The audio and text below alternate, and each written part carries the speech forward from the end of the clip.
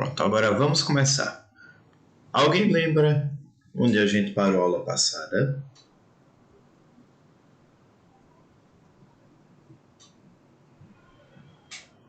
Ninguém lembra? Alguém lembra? Ninguém lembra. Alguém me escuta? O professor, vai passando o slide que talvez fique mais fácil de lembrar. Acho que foi até a tensão de energia, eu acho. Tensão de energia? Tensão elétrica. Ah, bom. Cadê o ponteiro do mouse? Acho que o problema é com esse Google Meet ou é o OBS. O OBS é o programa que eu estou usando para gravar. O ponteiro do mouse de vez em quando simplesmente desaparece. Eu fico aqui às cegas. O mouse está por aí, mas eu não vejo o ponteiro. Cadê você?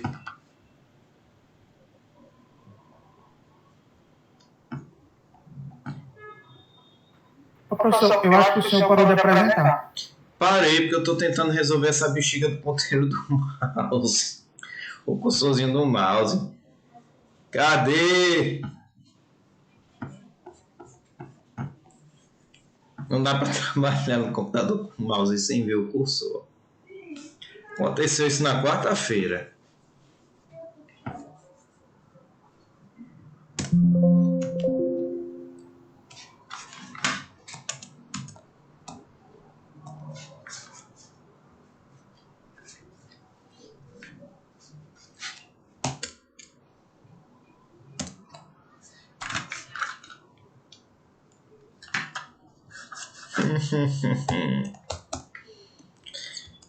Nada é tão ruim que não possa piorar.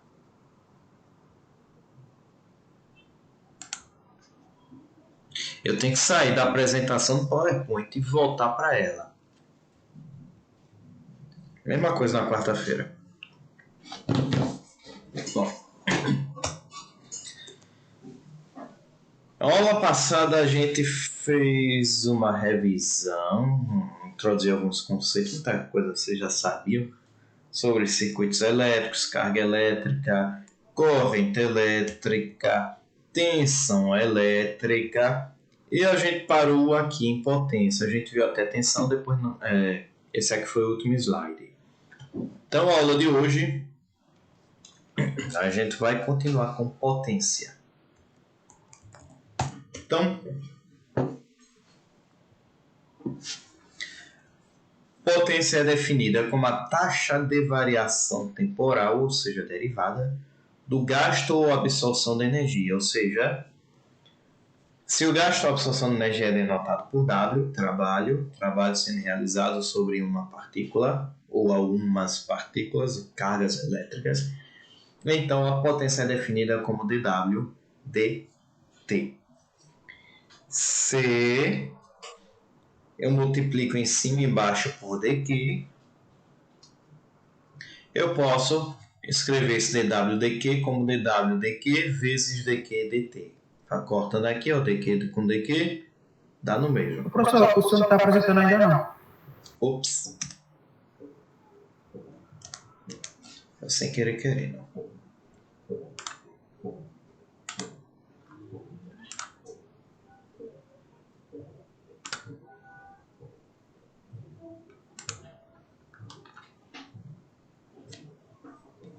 Agora está.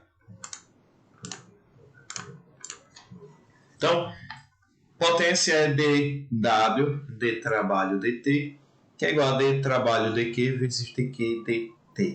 Cortando aqui, ó, dq com dq dá exatamente o que tem aqui, ó, dw dt.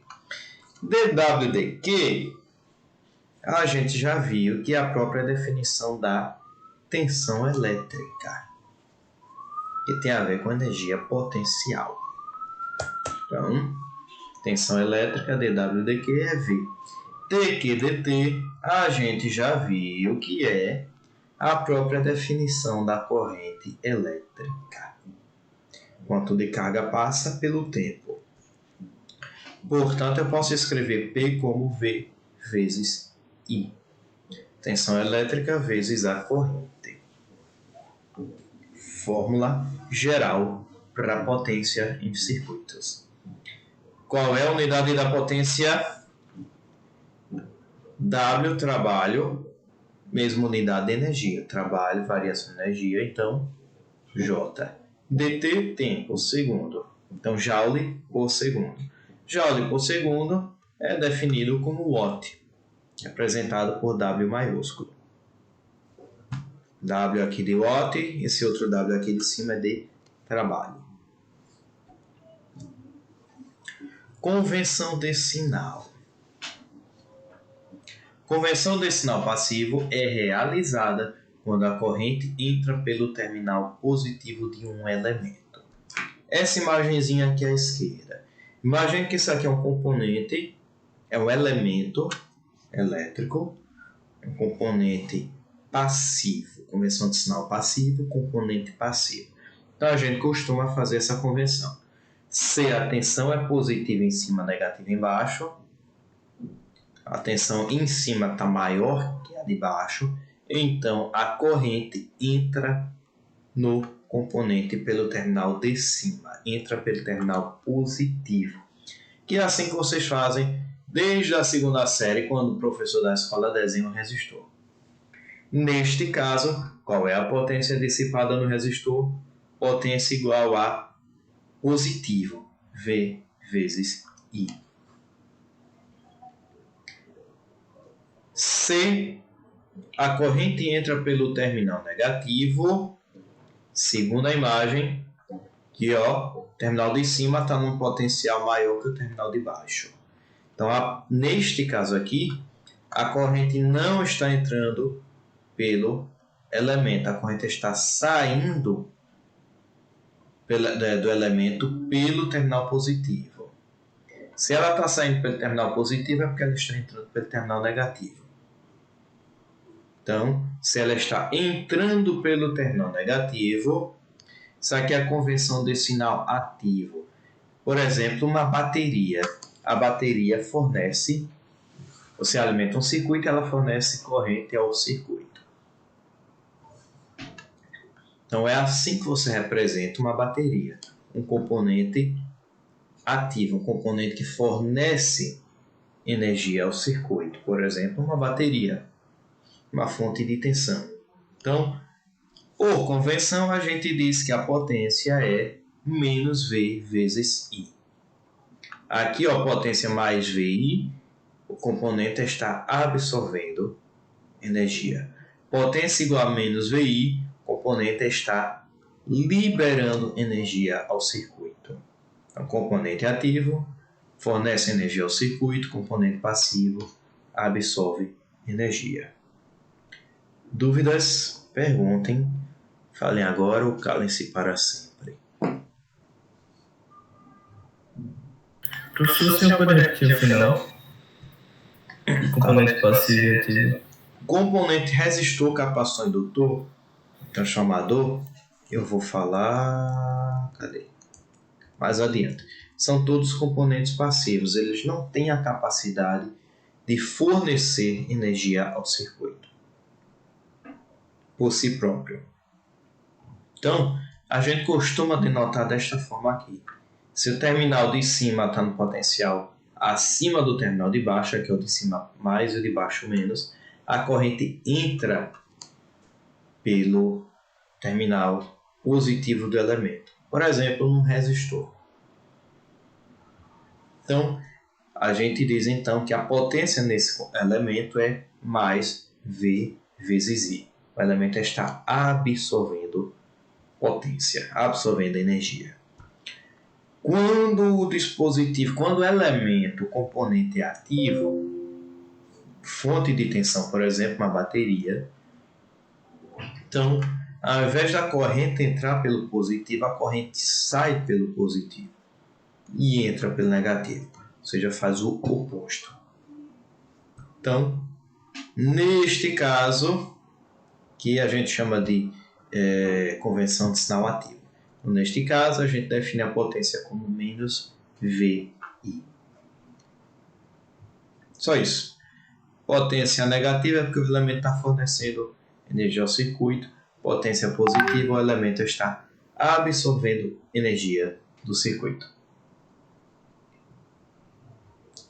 Ainda ficou dúvida? Entendi agora, obrigado, professor. E o que é energia? Energia é a capacidade de realizar trabalho. Existe um campo, uma força, é um campo vetorial, atuando sobre as partículas elétricas. Com isso, as partículas elétricas se movimentam. Então, você sabe que se tem uma força movimentando uma partícula, então você tem um trabalho ali sendo realizado. Então, a energia é a capacidade de realizar trabalho.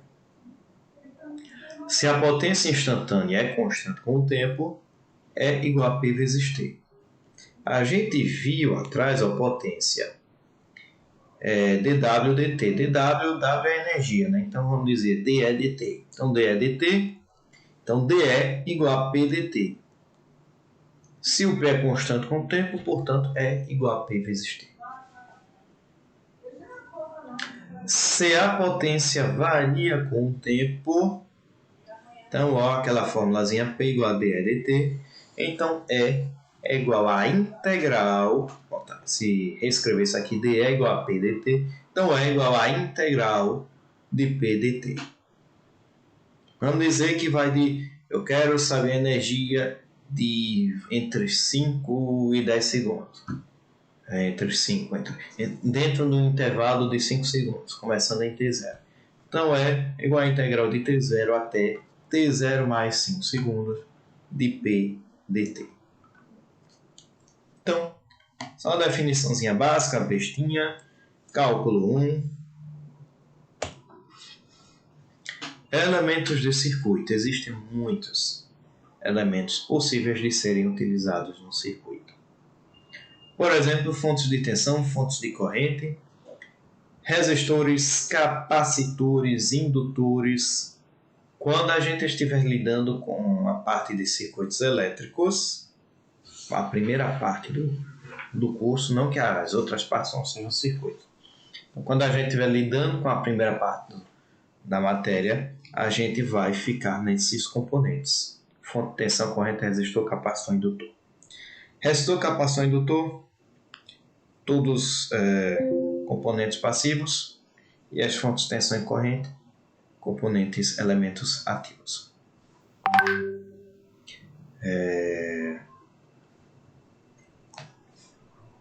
Além destes elementos, existem vários outros elementos. Transformador, diodo, transistor. Existem vários tipos de transistores. Transistor bipolar de junção, transistor de efeito de campo de junção, que é o JFET, Junction Field Effect Transistor, transistor de efeito de campo de metal óxido semicondutor, que é o MOSFET, transistor bipolar de porta isolada, que é o Insulated Gate Bipolar Transistor, IGBT. Tem o tiristor SCR, SCR de Silicon Controlled Rectifier, retificador controlado a silício. Esses componentes IGBT, o SRC, são componentes muito usados em eletrônica de potência. Então vocês podem ver esses componentes em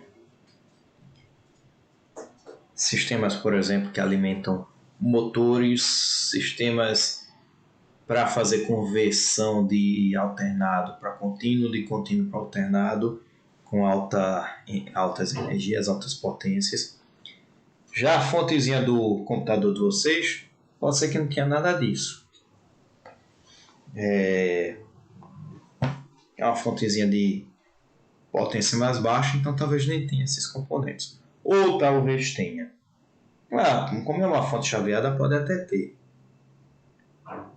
Outras coisas, chave, uma chavezinha liga desliga, por exemplo, chave seccionadora, tem subestações de energia elétrica, relé, disjuntor, motor e vários outros. Mais adiante a gente vai ver um pouquinho de motor, transformador. Então, alguns instrumentos de laboratório. É muito comum você chegar num laboratório de circuitos, tem que ter um multímetro.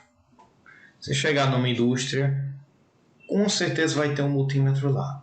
Talvez um alicate amperímetro. Talvez não tenha um multímetro, mas tem um alicate amperímetro, que de certa forma é um multímetro. O que é um multímetro? Multi, vários, metro, medida. É um negócio que mede várias coisas. Aí na imagem desse multímetro, a gente vê um display, alguns botõezinhos, um seletor e uns 3 terminais, um preto escrito COM em cima, um vermelhinho à esquerda escrito A, que é para medir corrente, e aqui tem escrito 10 amperes, fused, está dizendo que tem um fusível de 10 amperes. Se você colocar mais de 10 amperes nesse bichinho, você vai queimar o fusível. E não vai mais conseguir medir corrente, vai estar lá medindo zero. Você abre o dispositivo, abre o multímetro com o alicate, troca o fusível, fecha, está novo. Então esse da esquerda é para medir corrente e o da direita. Nesse terminal vermelhinho da direita tem escrito V para medir tensão, tem um símbolozinho de ohm, mede resistência, tem outro símbolozinho que eu vou falar já já, tem um símbolozinho de um capacitor e tem um símbolozinho de um diodo, que eu vou falar já já. Então, olhando para esse seletorzinho, essa chavezinha seletora que você gira, tem uma posição de 10 ligado.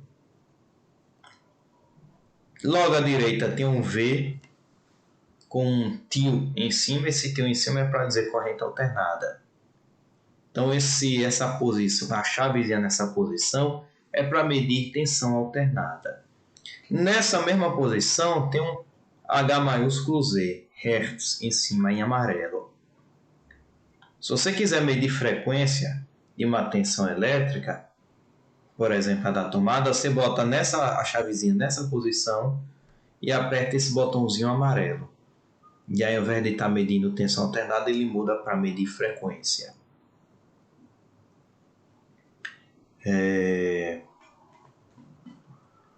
Se você coloca nessa outra posição aqui, ó, vê que tem esse tracinho reto em cima. Deixa eu silenciar essa porcaria.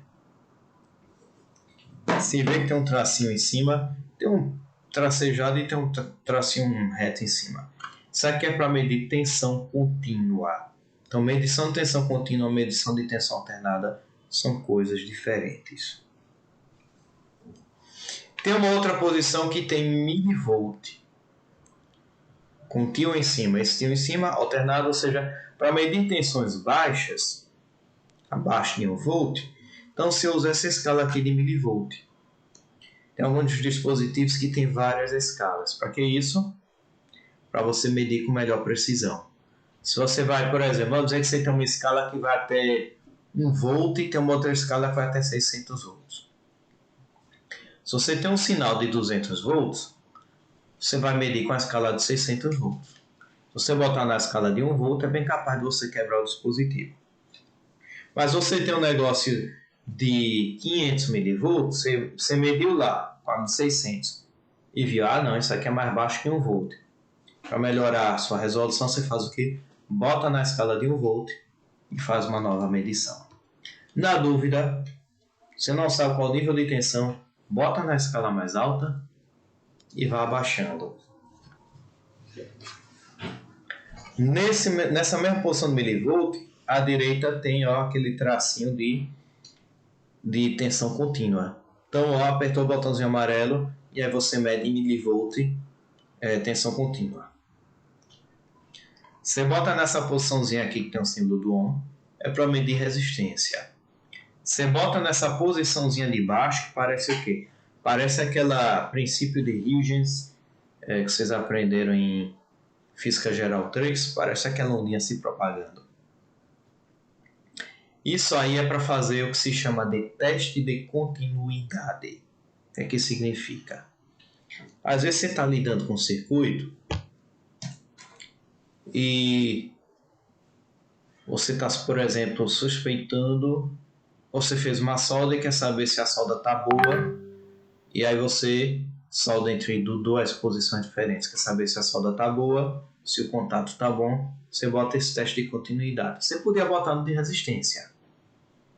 Só que às vezes você está lidando com circuito, por exemplo, buscando algum curto, você não quer ficar olhando para o multímetro, você quer olhar para o circuito. Então você usa o teste de continuidade.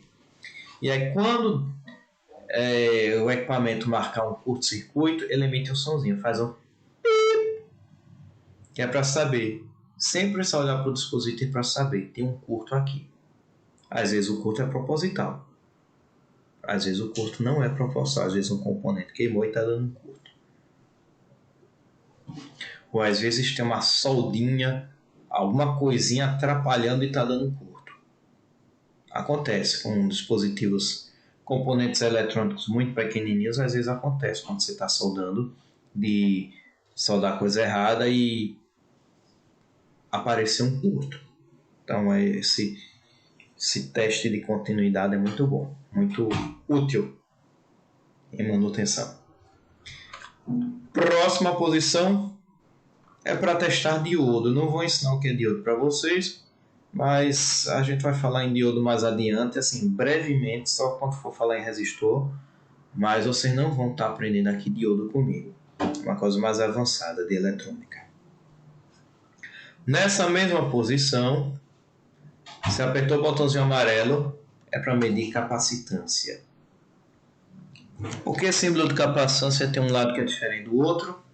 Porque existem capacitores que são polarizados, ou seja, um lado tem que estar positivo e o outro não. Falando nisso, deixa eu pegar um para vocês.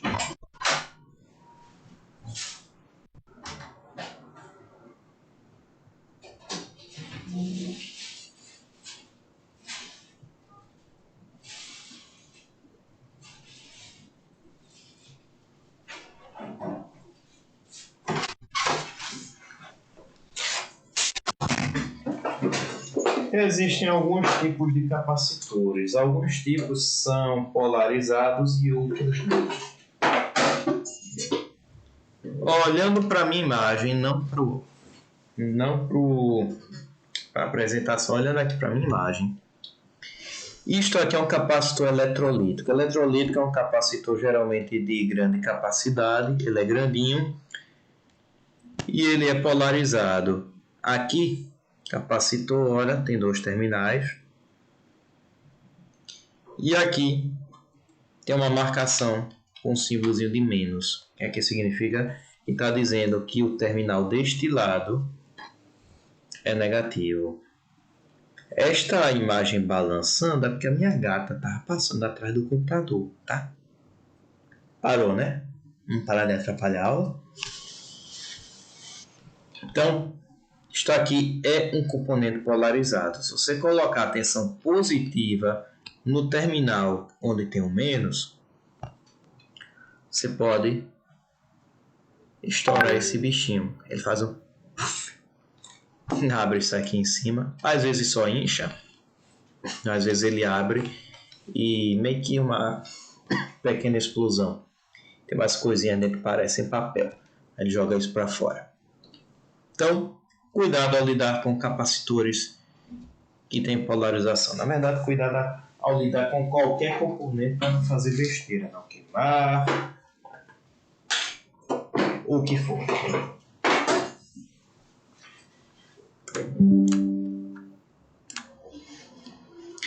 Continuando, aqui ó, tem a posição para medir corrente alternada e tem uma posição para medir corrente contínua. Na hora que medir, são dois fios que você usa, um fio preto e um fio vermelho. Aqui ó, tem uma imagenzinha do fio preto e do fio vermelho. O fio preto você bota no comum, você já sabe, terminal negativo é o fio preto, terminal positivo é o vermelhinho. Vermelhinho ou nasce no terminal da esquerda ou no da direita. Vermelho com vermelho, preto com preto. Então, corrente alternada, corrente contínua. Tem uma outra posição aqui, volt alert. Eu não sei para que isso. Isso é uma coisa específica desse multímetro. Isso aí é um multímetro caro. É um multímetro dessa marca. custa mais de R$1.000. O meu multímetro custa uns 130. Tem dinheiro assim para estar gastando no multímetro mais de R$1.000, não. O professor é pobre.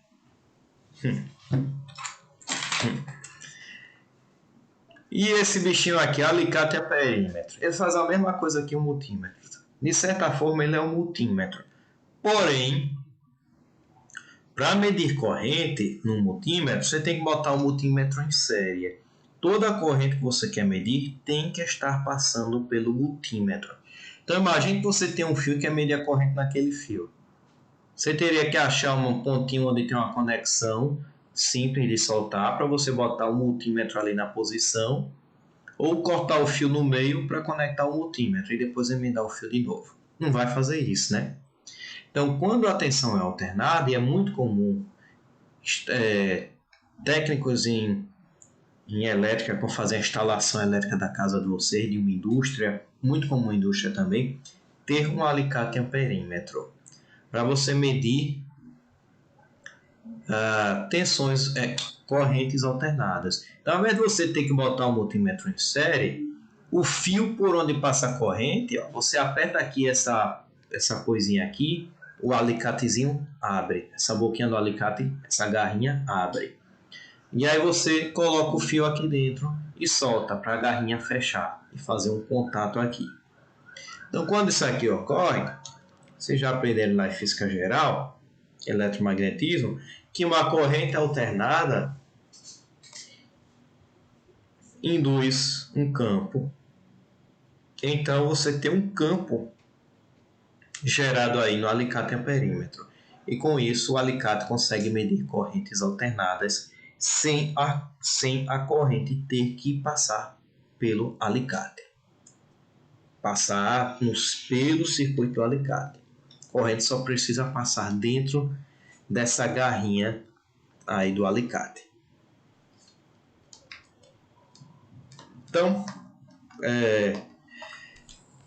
no laboratório, por exemplo, circuitos lá do departamento de eletrônica, talvez vocês não encontrem um alicate em perímetro, mas no departamento de elétrica e sistema de potência, o DES, então provavelmente vocês vão encontrar um alicate em perímetro.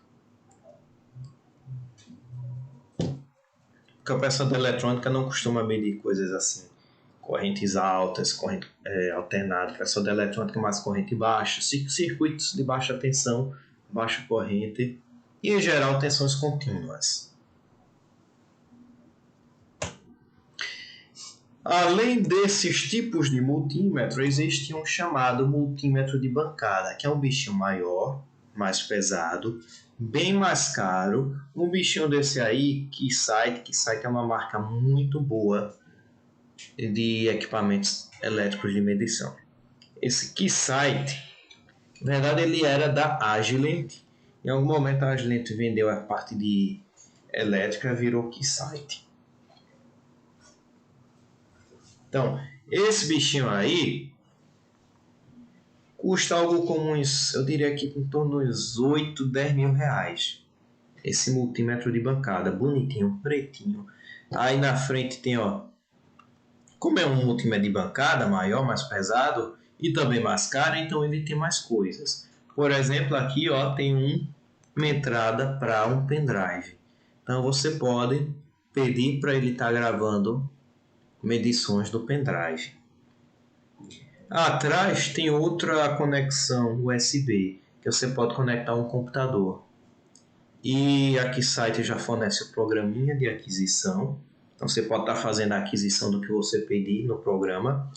Ou existe um protocolo de comunicação chamado SCPI. SCPI, toda vez eu esqueço o significado.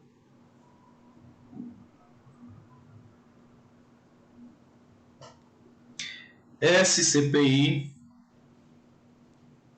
Standard Commands for Programmable Instruments. Comandos padrões para instrumentos programáveis. Se você quiser fazer o seu próprio programinha de aquisição, se um dia vocês forem fazer, por exemplo, uma iniciação científica no laboratório, trabalho no laboratório, pode ser que vocês precisem fazer um programinha de aquisição. Eu já fiz alguns utilizando o osciloscópio. A gente vai ver mais adiante com o osciloscópio.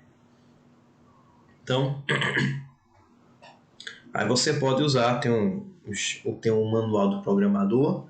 Você pega lá o manual do programador, você vê como é a comunicação, quais são os comandos, quais são as mensagens enviadas, as respostas, que aí você pode estar pedindo, fazendo a configuração do multímetro pelo seu programa e fazendo a aquisição pelo seu programa. Então é uma linguagemzinha, esse SCPI é um protocolozinho bem fácil de comunicação. Se você quiser usar Python, MATLAB, o que for, você consegue usar. Tem um monte de botãozinho de controle, tem um botãozinho ligar, desligar aqui, tem esse LEDzinho para avisar que está ligado e tem alguns terminaizinhos aqui, ó, terminal preto, terminal vermelho, para fazer as conexões daquelas ponteiras, para você fazer as conexões com o circuito. Então, a gente viu aí uns 3 tipos de multímetros, vamos ver agora o osciloscópio. Existem basicamente 2 tipos de osciloscópio. Aqueles de antigamente, osciloscópio analógico, e os mais moderninhos, que são digitais. Os de antigamente, que vocês devem ver alguns lá na UFPE,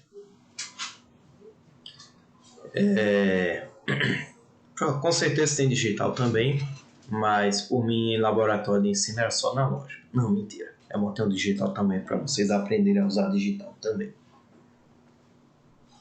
Então o analógico, você repare que é um bichinho que ele é bem profundo e pesado. Por que ele é profundo? Porque a tela funciona com um tubo de raios catódicos, que é a mesma tecnologia das televisões de antigamente. Que aquelas televisões que aqueciam um bocado, eram bem profundas. Hoje não, a televisão é fininha, se pendura na parede. Pronto, as televisões de antigamente eram aquelas coisas grandonas. Então a mesma ideia, um jato de elétrons, um feixe de elétrons que atinge uma tela de fósforo. A tela de fósforo fosforece e emite luz. Então é a luzinha que vocês estão vendo aí no multímetro. No caso é uma onda quadrada, vista por 2 canais. Vou explicar. Aqui é um botãozinho liga-desliga, tem um monte de controles em alguns outros botões. Tem umas chavezinhas para girar, para fazer controle de escala, por exemplo.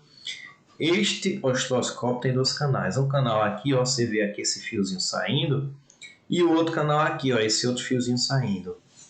Esses 2 fiozinhos estão conectados aqui, ó, nessa garrinha jacaré.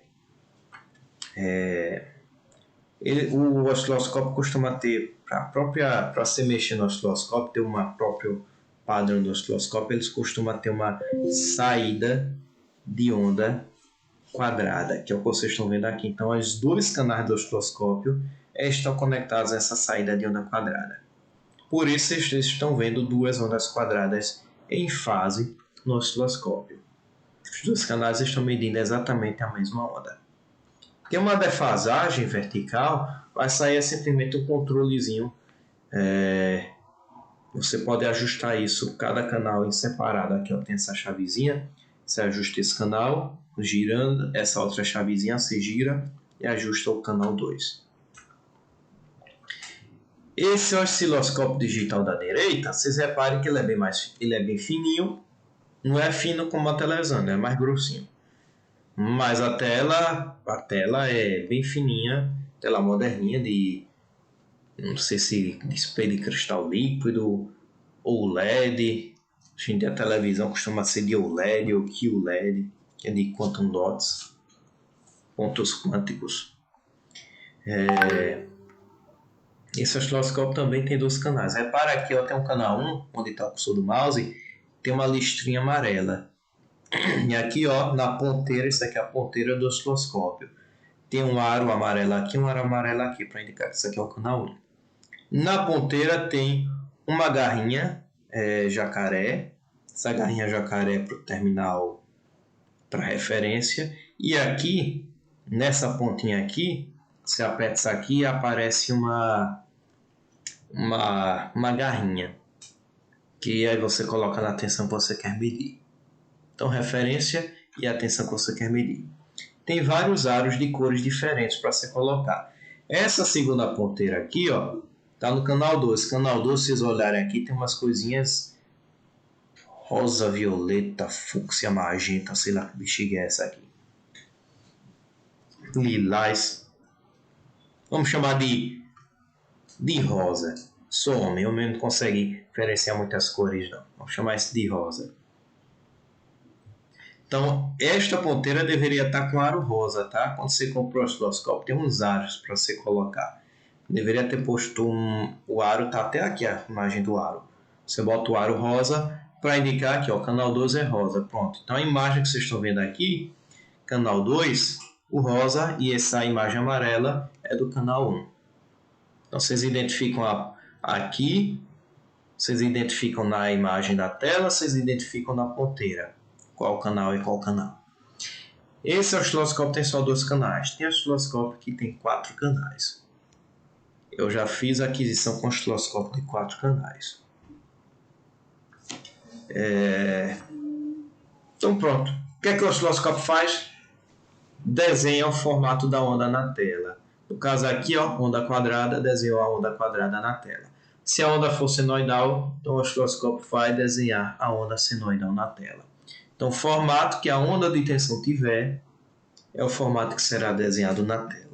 O osciloscópio serve para isso, para você enxergar o desenho da onda de tensão.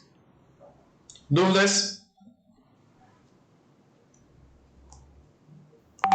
Nada? Então pronto. Estou dando um pouquinho de prática num curso mais teórico, para vocês, quando chegarem numa indústria, onde for, vocês saberem que bexiga é aquela, que equipamento é aquele, para você chegar lá feito uns abestalhados. Ei, que negócio é esse? Aí o engenheiro que estiver lá trabalhando na empresa mais velho vai olhar para você, tu sabe que bexiga é essa não, é? É alesado, é? Então vocês já sabem o que é, né? Se vocês um dia tiverem uma disciplina mais prática, aí vocês podem mexer nos bichinhos desses. Como não é específico do curso de vocês, talvez vocês não tenham. Talvez, se eu achar que sobrar tempo nessa disciplina, eu coloco uma prática, levo vocês para o laboratório para vocês ficarem brincando. O problema é levar uma turma de 20 e tantos alunos, 30 e tantos alunos para o laboratório na época de pandemia. Isso é meio complicado.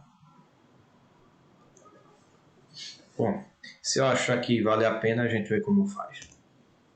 E se tiver tempo, né? Mais instrumentos de laboratório. É muito comum no laboratório você ter uma fonte de tensão para se alimentar alguns circuitos. Por exemplo, quero alimentar um circuito de 9 volts. Você vai ter uma fonte de 9 volts em qualquer lugar. Fácil. Não vai. Eita, poxa, agora eu estou com um circuito que é para ser alimentado com 12. Você vai ter uma fonte fácil de 12? Não vai. Então, existe esse equipamentozinho, fonte de tensão, que é uma fonte de tensão ajustável. Tem um botãozinho aqui, ó, esse azulzinho aqui, um botãozinho de liga-desliga. Tem aqui um controle da tensão, coarse, ajuste grosso, fine, ajuste fino. Professor, mas tem um ajuste de corrente. Funciona como fonte de corrente? Não. Funciona como fonte de tensão. Esse ajuste de corrente é para você delimitar, para você limitar o valor máximo de corrente. Se o seu circuito, por exemplo, entrou em curto, se não tem limite de corrente, vai passar uma corrente alta no seu circuito, pode queimar coisas no seu circuito e até queimar a fonte. Então, essa fonte já tem um controle do limite de corrente. E aqui no display, ó, mostra a tensão que você setou e mostra a corrente que está passando, que está saindo da fonte. Então, você faz todo o ajuste aqui. Tem um botãozinho aqui, liga, desliga, e tem esse outro botãozinho, parada e saída. Quando você bota a saída, ele libera a tensão na saída da fonte. Quando você bota em parar, então você faz o ajuste da tensão, mas a tensão que está saindo é zero. Professor, se é uma fonte de tensão, tem 2 saídas de tensão. Por que aqui tem 3?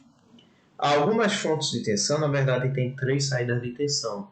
Por exemplo, fontes simétricas. Essa não é simétrica. Algumas são simétricas. O que é uma fonte simétrica? Às vezes você quer um circuito que seja alimentado por 0 volt, mais 5 volts e menos 5 volts.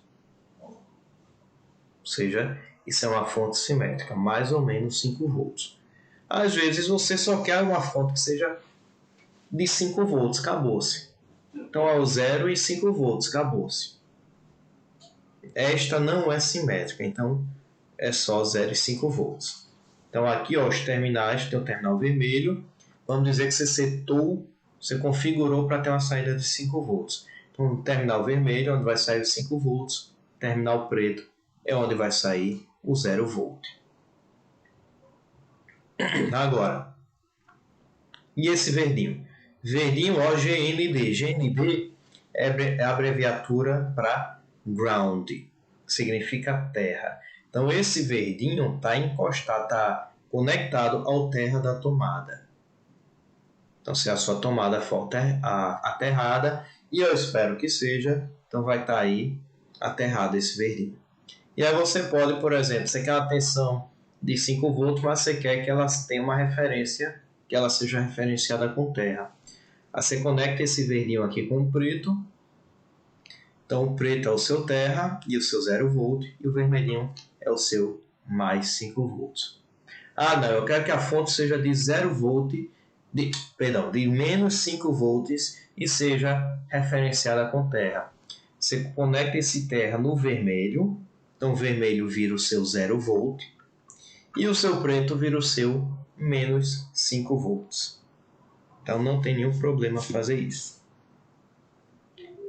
Dúvidas? Nenhuma? Quem cala consente. Deixa eu ver se tem alguma coisa escrita. Tem. Nós vamos utilizar esses equipamentos nesse curso? Duvido. Não é bem o propósito do curso, mas se eu achar que sobrou tempo e se eu vir como levar vocês para um laboratório, então a gente faz isso. Só que eu teria que provavelmente dividir a turma por causa da pandemia, tá? E eu não sei nem qual o tamanho do laboratório que tem lá disponível pra gente. Olha quem está passando aqui na imagem para vocês. Olha, tem um rabo aqui nessa imagem.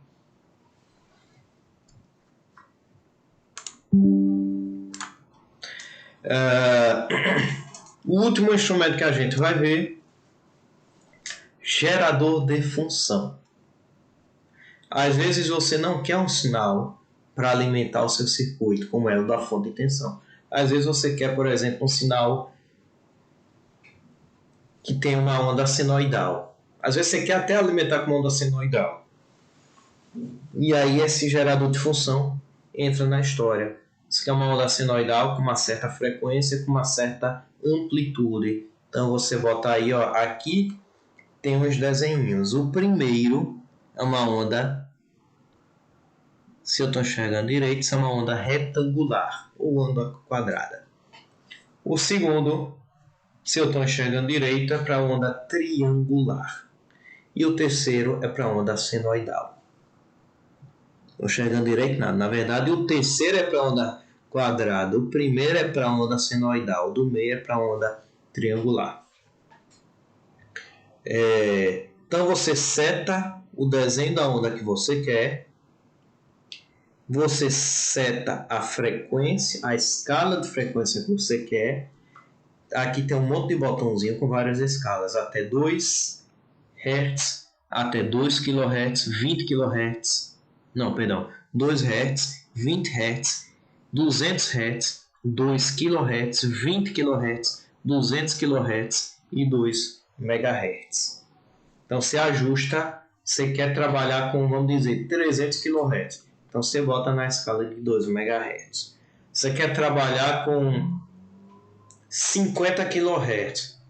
Então você bota na escala de 200 kHz. Você quer trabalhar com 60 Hz. Você bota na escala de 200 Hz. Então você faz aqui o ajuste da escala. Tem esse botãozinho de girar. esse knobzinho para você girar e você faz o ajuste da frequência. A frequência vai aparecer aqui na tela, escrita aqui na tela.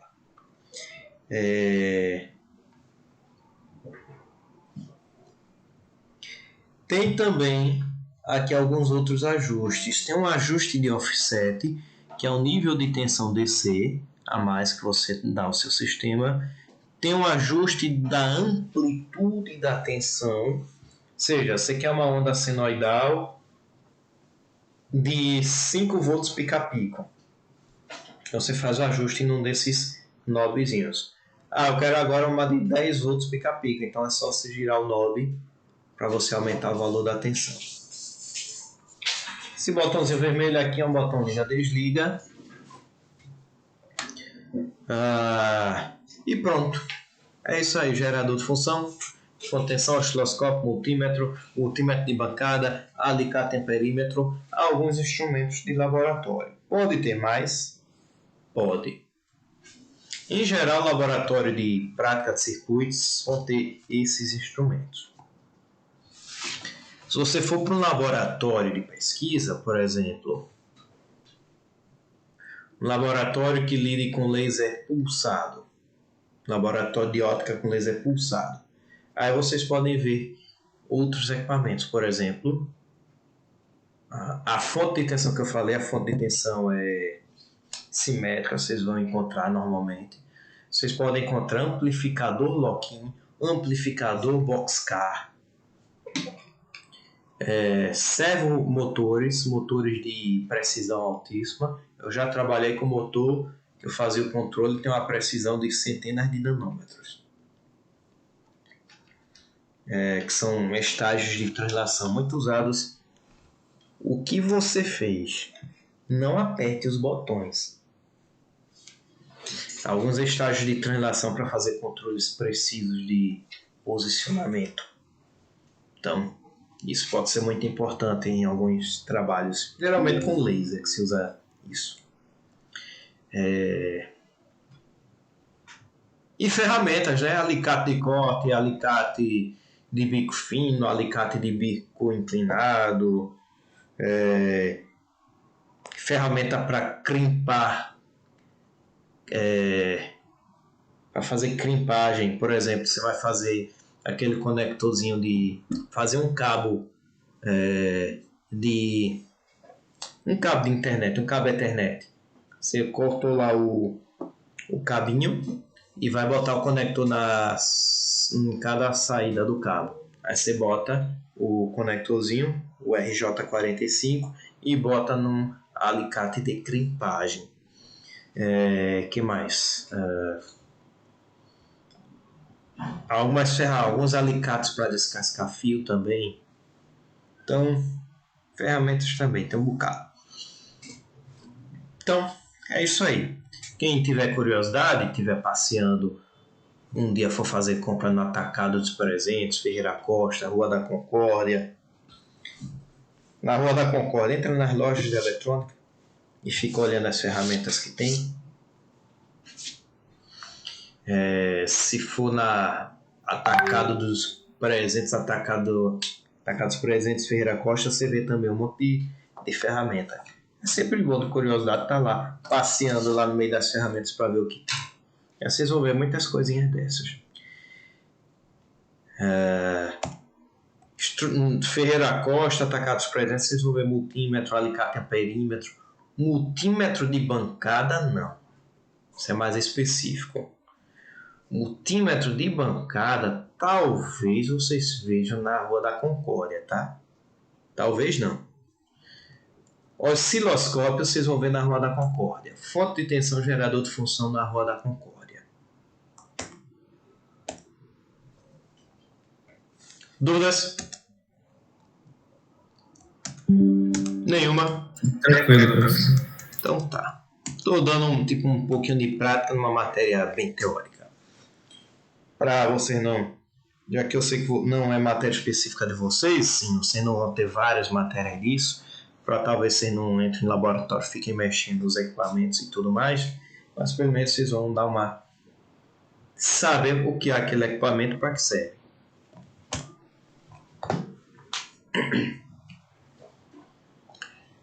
Deixa eu beber um pouquinho de água.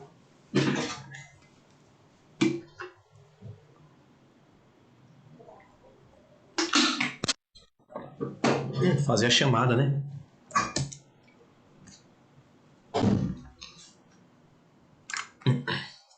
Só tem 14 alunos aqui. O que foi que houve? Tá pouca gente nessa turma.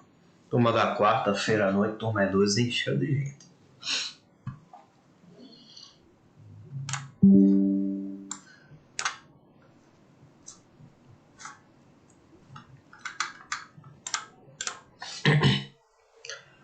A Alice faltou de novo. Alisson tá aí.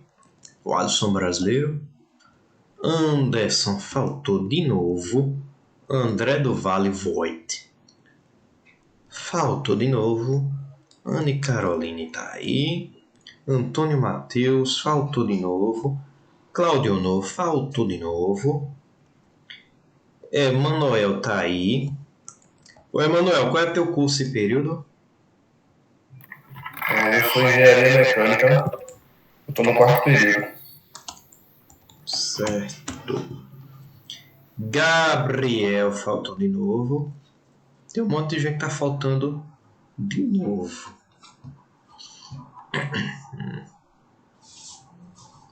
Vocês conhecem essas pessoas? Essas pessoas desistiram de cursar matéria ou o quê? Ninguém sabe de nada? Eu só conheço uma pessoa que você falou aí, professor. Vou até mandar pra ele, talvez nem saiba. Então fala com ele, talvez, não sei se ainda pode ter aluno que não sabe ainda que meus e-mails estão chegando na caixa de spam. Se vocês conhecerem esses alunos, falem com eles, tá? Por favor. Então, o Heitor tá aqui. Yasmin, cadê o Aladim? Yasmin tá aqui. Jefferson tá aqui. João Marcos Bezerra Costa, cadê? Tá aqui.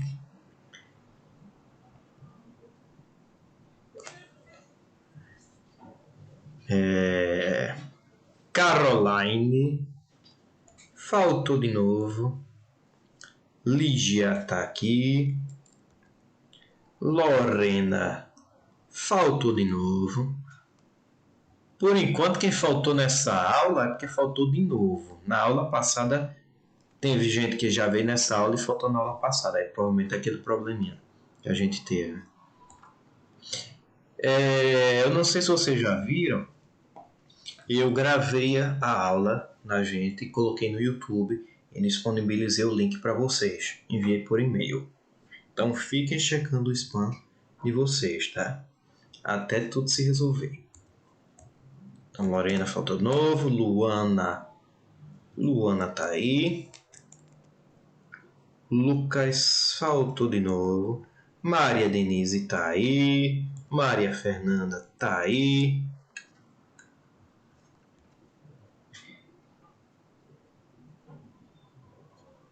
Maria Caroline faltou de novo. Mauro Henrique faltou de novo. Mona Lisa.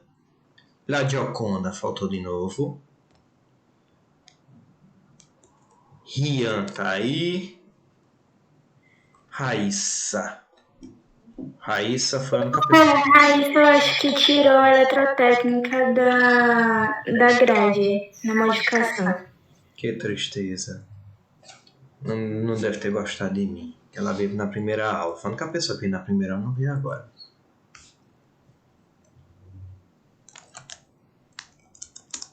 Que tristeza.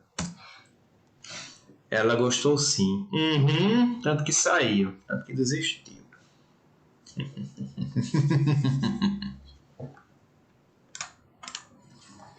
Tem que parecer bonzinho até o dia da prova.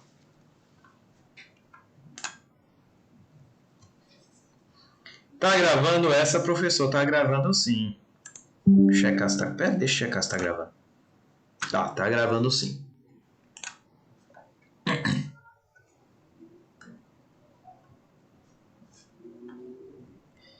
Então, pronto, chamada feita. Temos muito poucos alunos aqui, tá? A turma 2 tinha... Quase todo mundo estava na quarta-feira. Então, pronto. Chega de chamada, voltar para a aula de verdade. Meu Deus, por quê? Tá com medinho? Fique não. Nothing is ever so bad that it cannot get worse. Professor, Oi. o senhor, quando é mais perto da prova, vai passar, sei lá, alguma lista de exercício? Ou vai passar a lista de exercício bem antes da prova. Ah, tá ok. Então, fica com medo, não?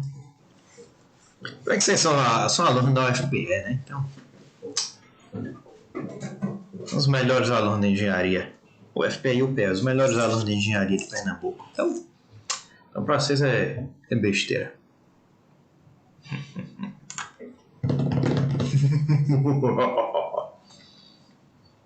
Então, voltando aqui, elementos ativos e passivos. Eu falei anteriormente, resistor era elemento passivo. Então, o que é um elemento ativo e o que é um elemento passivo, vamos ver agora. Elemento ativo pode fornecer energia ao circuito. Por exemplo, fonte de tensão, fonte de corrente. Além disso, tem alguns elementos que tecnicamente não fornecem energia por si só, mas são capazes de fornecer um ganho ao circuito. Por exemplo, quando você lida com um circuito de sinal, um amplificador de sinal, você usa, por exemplo, um transistor, pode usar um transistor, e um transistor, você pode entrar com um sinal de 1 volt na entrada e na saída você tem um sinal de 10 volts.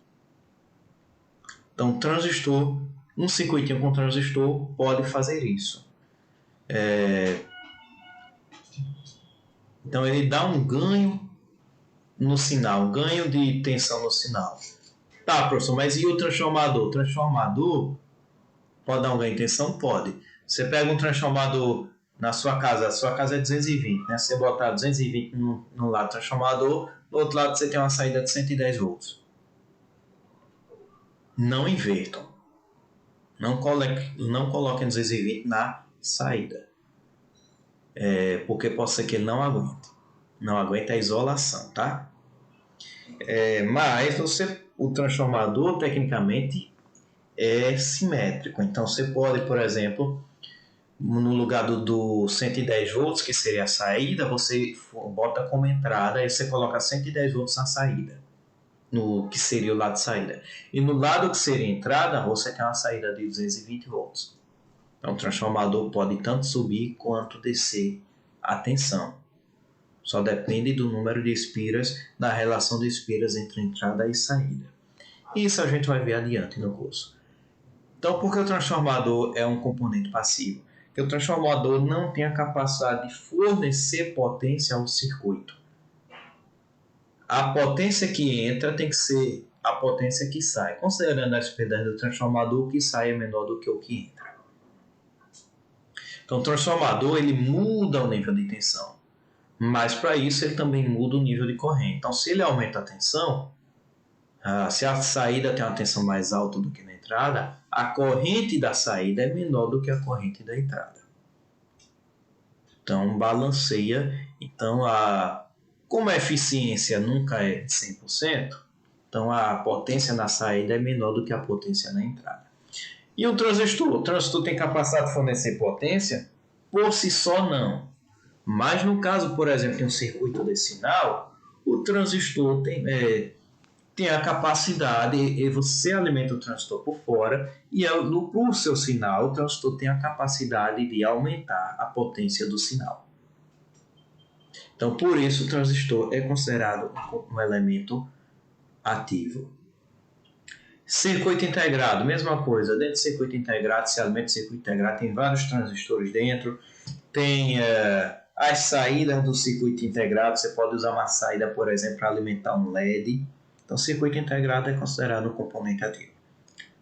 Claro que depende do circuito integrado. Se for um circuito integrado que só tem resistor, Aí tá, aí realmente isso é um componente passivo, tá?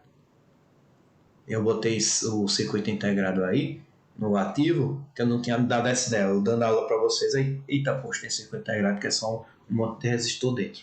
Na verdade, circuito integrado pode ser passivo também. Diodo, repare que o diodo está nos dois lados, tá?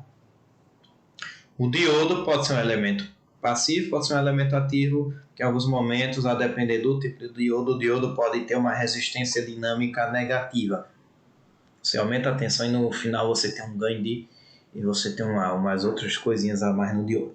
Você não aprendeu o que é diodo, então, se tiver curiosidade de aprender o que é diodo, eu vou falar brevemente nessa aula, mas não é o propósito desta matéria, tá? Elementos passivos só usam a energia do circuito, são incapazes de fornecer ganho de potência ao circuito. Resistor, capacitor, indutor, transformador, diodos em muitos circuitos diodos. Professor, mas o capacitor é capaz de fornecer energia ao circuito. Se você carregar um capacitor e botar lá o seu capacitor no circuito, ele vai estar fornecendo energia ao circuito. Realmente assim ele fornece energia ao circuito. Mas não é uma energia que vem dele. Na verdade, você carrega o capacitor para depois descarregar o capacitor. Então, o capacitor basicamente só transfere energia. O armazena no momento para liberar no outro momento. Dúvidas? Nenhuma? Então tá bom.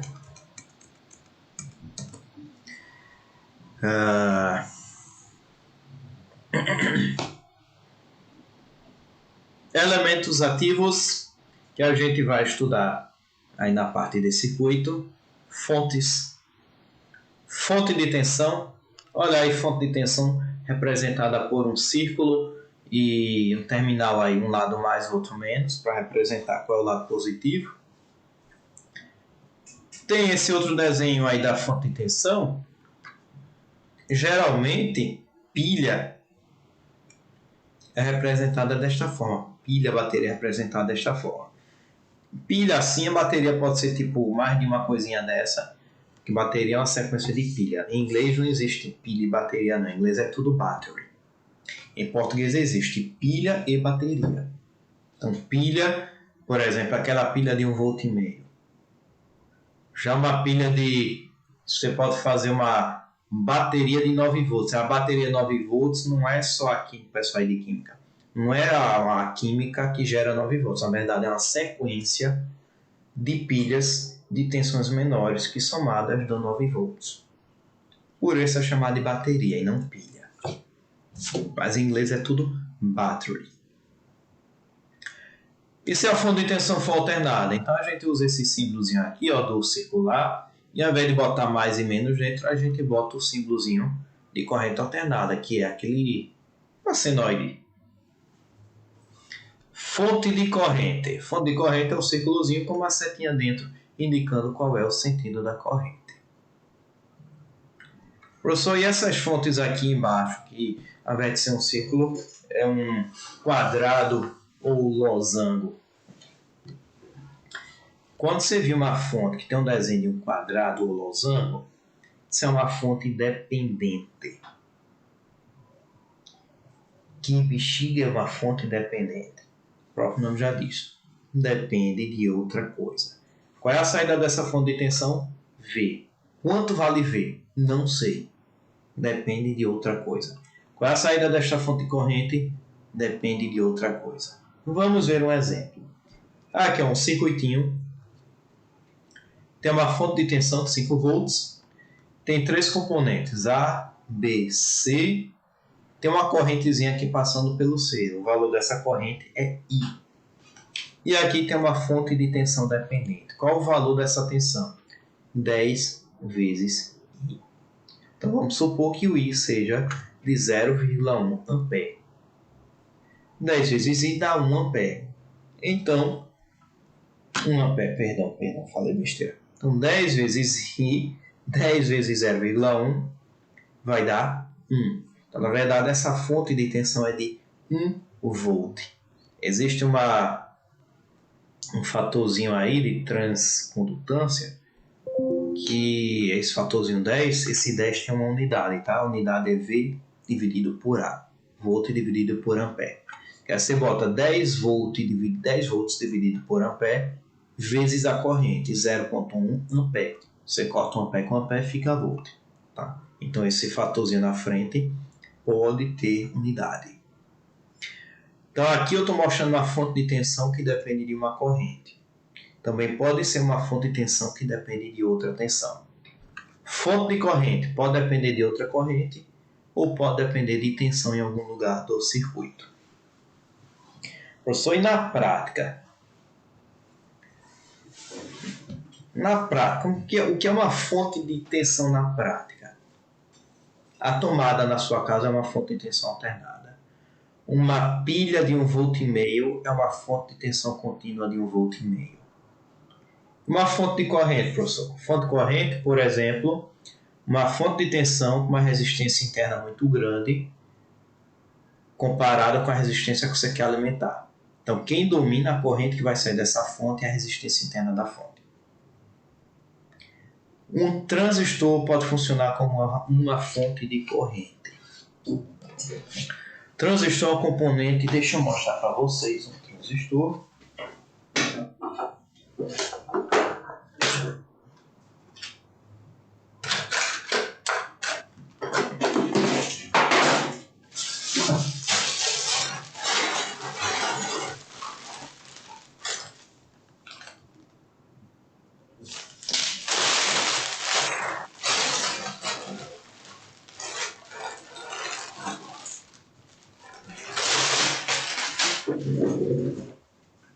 Olhando para minha webcam, para a imagem da minha câmera,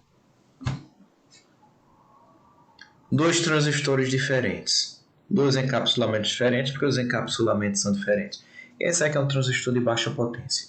Esse aqui é um transistor que aguenta mais, aguenta uma correntezinha maior. Esse bichinho menor, esse bichinho maior, e ainda tem essa saídazinha metálica aqui, que você pode botar um dissipador. Sabe aquelas aletas de alumínio que você tem, por exemplo, no processador? Você bota em cima, encosta no processador, uma pasta térmica no meio, e ela é cheia de coisinha de alumínio assim. Você pode botar uma dessa aqui, para melhorar a dissipação de energia térmica. Então, isso aqui são transistores. Repare que cada um deles tem 3 perninhas. Então, transistor, bichinho de 3 perninhas. Emissor, base, coletor. Um transistor bipolar, tá? Bipolar de junção, TBJ. Tem emissor, base, coletor. A corrente de coletor é proporcional à corrente de base. Você colocou lá uma corrente entre base e emissor, vamos dizer, de 1 microampere. E o ganho de corrente é de 100 vezes. Então, no coletor, 1 microampere vezes 100, você vai ter 100 microamperes. Então, um transistor pode funcionar como uma fonte de corrente.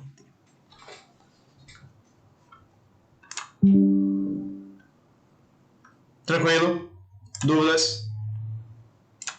Tranquilo, professor. Então tá bom, eu estou dando muita informação, coisas que vocês não vão precisar na prova, é só para conhecimento mesmo de vocês, tá? Vocês não vão precisar saber o que é um diodo, um transistor na prova. Mas é bom que vocês saibam o que é.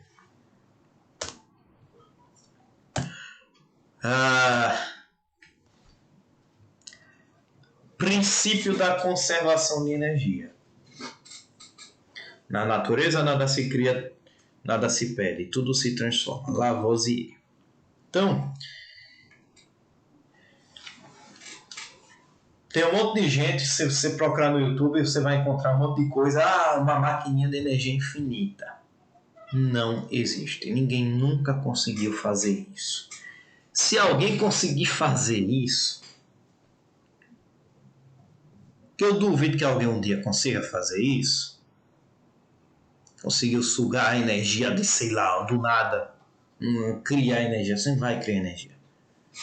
Então, você só consegue transformar um tipo de energia em outro, usar energia para realizar algum trabalho, transferir energia de um lugar para outro. Você só consegue fazer isso, você não cria energia. Então existe o princípio da conservação da energia. Então, alguns componentes do circuito podem estar fornecendo energia ao circuito. Por exemplo, as fontes de tensão e fonte de corrente. E outros componentes vão estar simplesmente absorvendo energia do circuito, por exemplo, resistor. Ou outros componentes também. Então, qual é o somatório de todas as energias do circuito? É zero. Que o circuito não está criando energia, o circuito não está destruindo energia.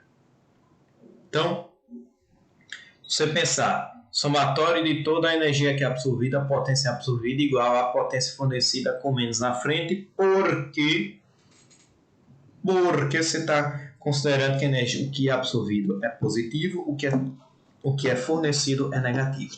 Você bota o menos na frente fornecido para virar positivo. Então, escrevendo de outra forma, o que é absorvido mais o que é fornecido, somatório de todas as potências no circuito, igual a zero. Dando exemplo, um circuitinho tem duas fontes, uma dependente e uma independente, e dois componentes.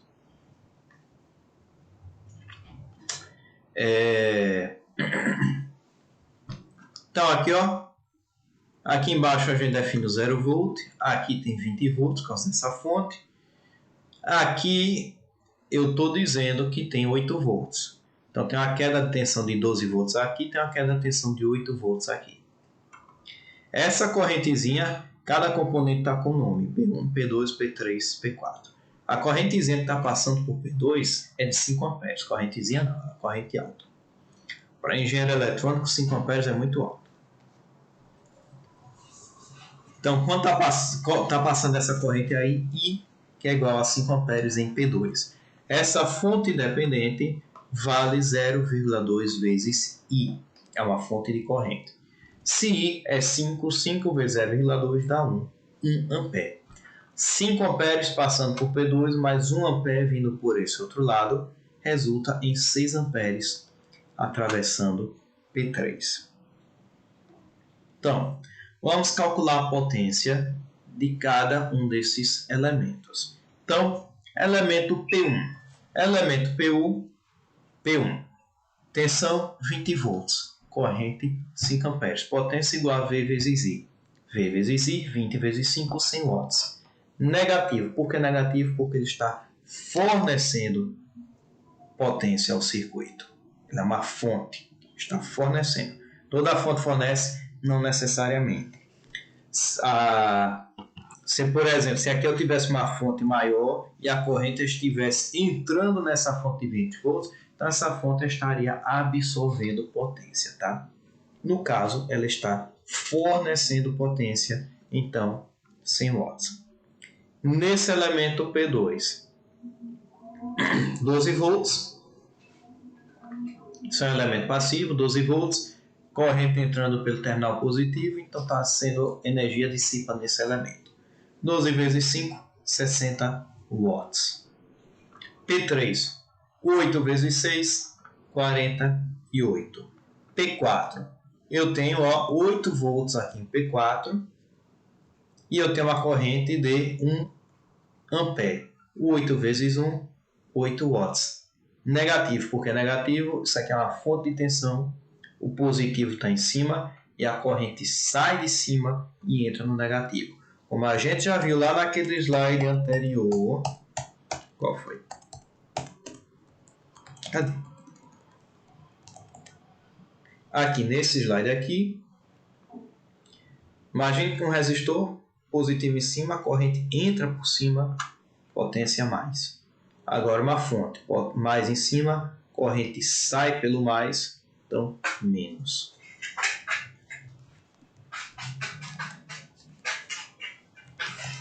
Então, P4 mais em cima e a corrente está saindo pelo mais. Então, o P4 está fornecendo energia ao circuito. Portanto, menos 8 watts. Fazendo somatório P1 mais P2 mais P3 mais P4. P1 mais P4 menos 108 watts. P2 mais P3, 60 mais 48, 108 watts. Menos 108 mais 108, 0 watts. Conservação de energia. Se alguém está fornecendo energia ao sistema, alguém está absorvendo essa energia.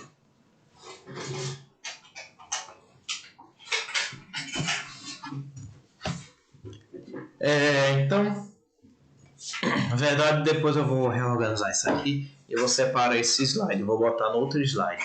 Vou botar um slide com o nome resistor e lei de Kirchhoff. E aí vai ser esse slide, vai começar com a lei de Ohm. A lei de Ohm, em alguns lugares, vocês podem ver como a primeira lei de Ohm. Espera um pouquinho. Tem uma pessoa, um serzinho aqui fazendo barulho. Agora não está mais que eu não deixo. Voltei. Então, lei de Ohm é um resistor V igual a RI. O Ohm estava brincando com um fiozinho, com sei lá o que ele estava brincando, com que material. Ele percebeu, ele medindo tensão, medindo corrente, percebeu que existia uma relação linear entre a tensão e a corrente. Relação linear que ele definiu a constante de... como é que fala? Slope, em inglês é slope, em português é coeficiente angular. Ele definiu o coeficiente angular dessa relação linear como R e o chamou de resistência.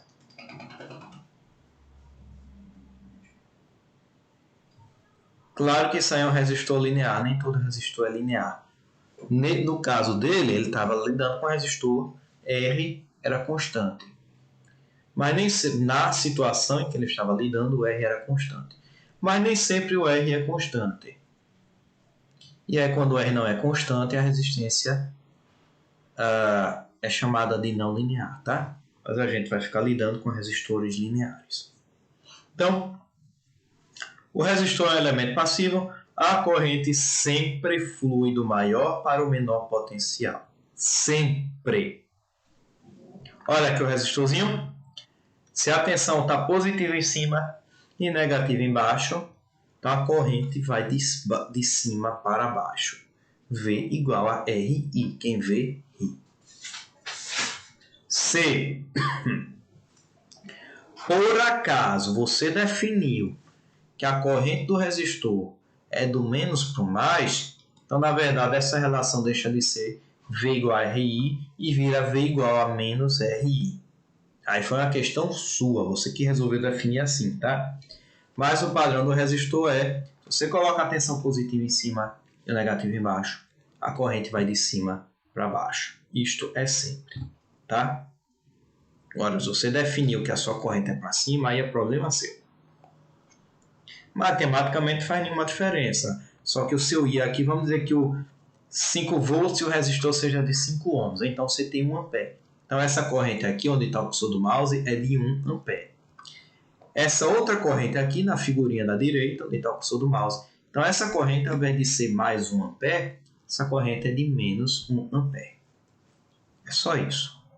Se você mudou aí o sentido da corrente, então entra o sinal negativo. Só isso. Então, lei de Ohm, resistência, né? Resistência e resistividade. Então, resistência é a capacidade de se opor à passagem de cargas. Eu vou, no caso, como a gente tem eletricidade, então de cargas elétricas. Mas vocês já estudaram em Física Geral 2, por exemplo, fluidodinâmica. E vocês viram, por exemplo, um tubo por onde você passa um fluido. Existe uma resistência daquele tubo à passagem de fluido. Então, resistência não é um termo específico para eletricidade, tá? Resistência pode ser também usada em fluidodinâmica.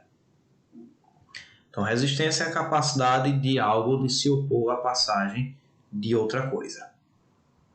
Então, de um tubo em se opor à passagem de um fluido.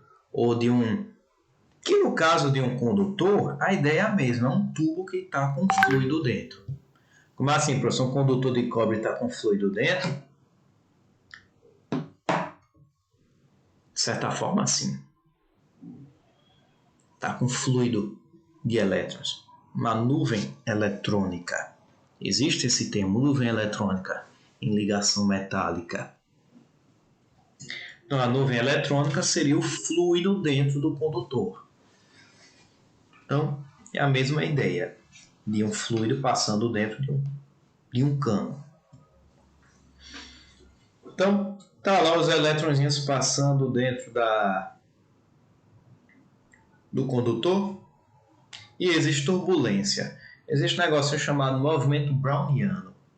As partículas estão se mexendo, estão chacoalhando o tempo inteiro. As partículas não ficam lá paradinhas, quietinhas, não. As partículas ficam chacoalhando. Além disso, além desse chacoalhamento, quando o elétron está passando, ele pode bater em alguma coisa por causa desse chacoalhamento, ou ele pode simplesmente... tinha um núcleo na frente dele, ele simplesmente bateu no núcleo. Então existem colisões das partículas. Então essas colisões dissipam energia. Então aquela energia, energia potencial elétrica, que foi convertida em energia cinética para o elétron, quando o elétron se choca, aquela energia cinética, ou parte daquela energia cinética, é dissipada em forma de calor. Então, a resistência, sempre que estiver passando carga por um material que tem resistência elétrica, você vai ter uma dissipação de calor. Professor, eu liguei aqui o meu circuitinho, tem um resistor e eu não estou sentindo o resistor aquecendo, porque a potência está muito baixa. Aumente a corrente do seu resistor que em algum momento vai queimar seu dedo. Aumente mais ainda e você queima o resistor. Então, em um cilindro condutor ou fio condutor, né? Um fio não deixa de ser um cilindro, existe uma relação de resistência com uma propriedade intrínseca ao material. Essa propriedade se chama resistividade, denotada pela letra grega ρ. Então, R igual a ρ vezes L sobre A. Então, quanto maior o comprimento do fio, maior a sua resistência. Por quê? Porque o elétron vai ter que passar por um comprimento maior, né? Estou dificultando a passagem do elétron. Se eu aumento a área do condutor, eu estou facilitando a passagem do elétron. Você passando por um corredor estreito é difícil. Você passando por um corredor largo é muito fácil. Então, se eu aumento a seção transversa do condutor, eu reduzo a resistência. Eu facilito a passagem das cargas.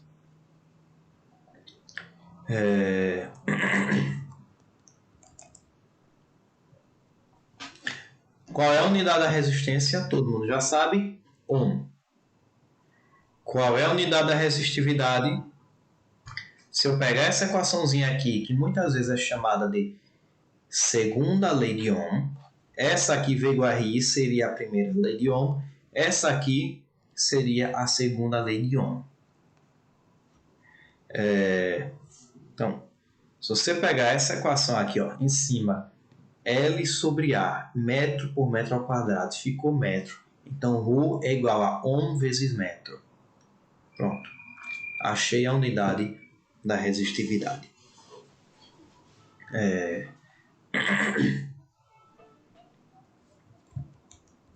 Deixa eu ver. Esqueci de falar uma coisinha. Falei aí de corrente e dos elétrons se comportarem como fluido. Um meio é sólido, mas o elétron está se comportando como fluido naquele meio sólido. Mas existe também carga em meio líquido, por exemplo. Eu acho até que eu falei na aula passada. Por exemplo, os cátions e ânions dentro de uma solução salina. Então, você tem aí cargas elétricas se movimentando dentro de um fluido também. Falei aula passada, não foi? Ninguém responde? Falou, professor. Então tá bom. Então, essa resistividade depende do material. É uma propriedade do material. Qual elemento químico tem a resistividade mais baixa? Qual é o melhor condutor? prata. Resistividade de aproximadamente 1,6 vezes 10 a menos 8 ohm vezes metro. O ouro é menor. O ouro tem uma resistividade maior que a da prata.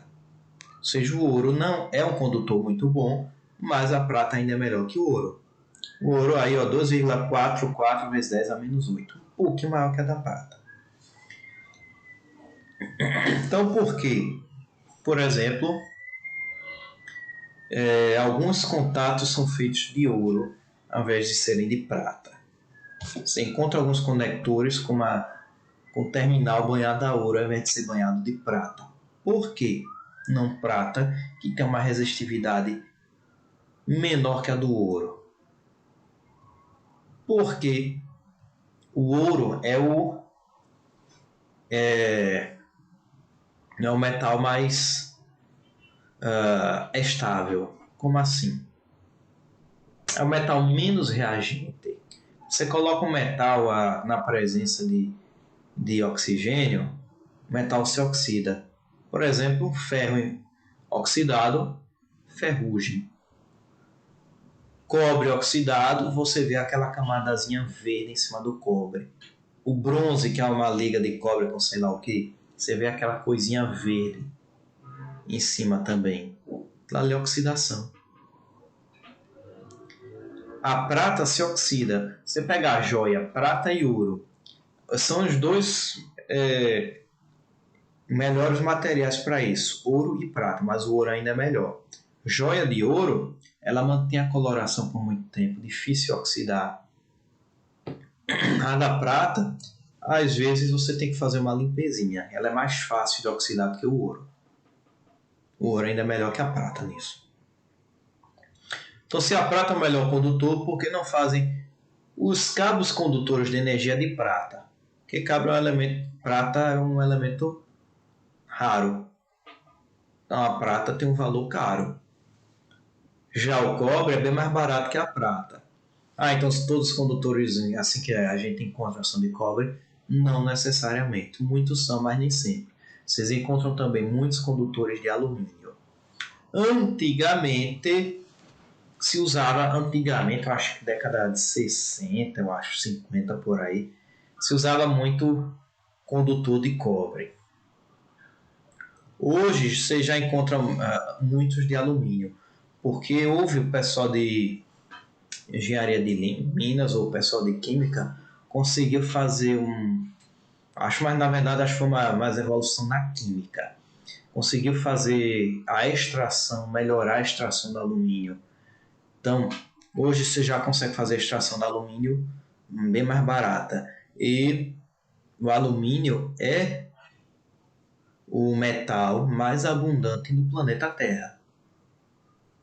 Mais abundante? Ou será que é o ferro? Bom, na crosta terrestre o mais abundante é o alumínio, tá? Internamente eu não sei, tá? Agora eu estou na dúvida. Mas na crosta terrestre é o alumínio. Então o alumínio é abundante e a extração do alumínio agora é barata. Além disso, o alumínio tem uma densidade menor que a do cobre. A resistividade é maior, então para você ter um cabo de cobre e um cabo de alumínio com a mesma resistência, que aguentem a mesma... Com a mesma resistência, você tem que ter um cobre, o de alumínio, um pouquinho mais grosso que o do cobre. Mas ainda compensa fazer de alumínio. E ainda o alumínio também, a questão da densidade do alumínio, proporcionalmente é bem menor que a do cobre, e ainda isso é mais uma vantagem em fazer condutores para transmissão de energia feitos de alumínio. Os cabinhos de condutores de transmissão e distribuição de energia que vocês encontram na rua são feitos de alumínio, não de cobre.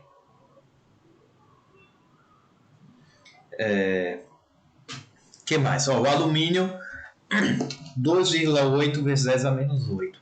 Então aí está na faixa de 10 a menos 8. E o ferro? 10 a menos 7.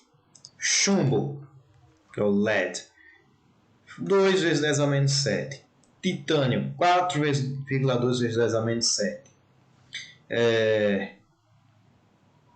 Aço inox, stainless steel, 6,9, aproximadamente 7 vezes 10 a menos 7. Mercúrio, metal líquido a temperatura ambiente, 9,8 vezes 10 a menos 7. Quase um 10 a menos, quase um 10 a menos 6. Carbono na forma de grafite.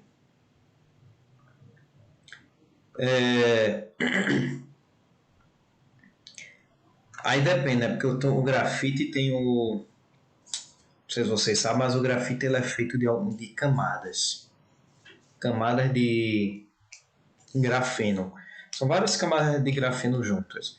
Então, a depender se você está no plano do grafeno, ela tem uma resistividade em torno de 10 a menos 6. Se você está perpendicular a essa camada do grafeno, a G é da ordem de 10 a menos 3.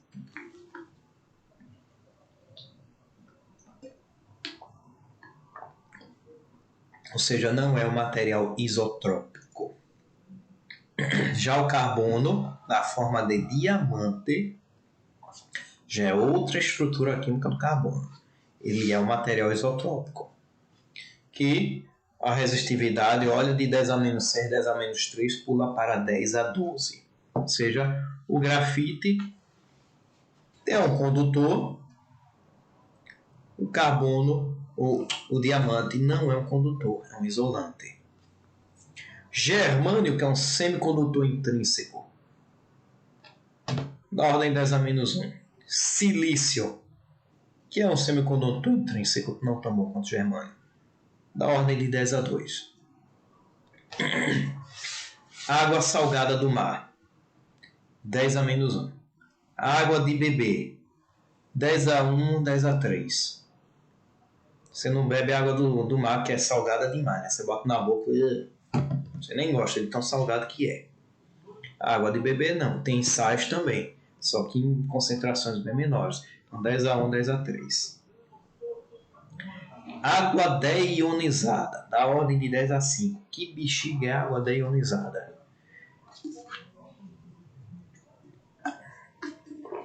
O próprio nome já diz, deionizada, sem íons. Se você entrar no laboratório de química, é extremamente comum encontrar um deionizador de água. Um equipamentozinho que eu não sei como funciona, não sei se é por tensão elétrica que faz a separação, remove os íons da água. E aí você tem uma água com a concentração de íons muito mais baixa do que a água de beber. Em consequência, a resistividade dessa água também é mais alta. A água de beber 10 a 1, 10 a 3, a água deionizada pula para 10 a 5. Pode até ser maior, tá? Se não me engano, é comum em laboratório fazer 10 a 8. Se não me engano, tá? Posso estar errado. Alguém aí de química que trabalha em laboratório me confirme, se souber.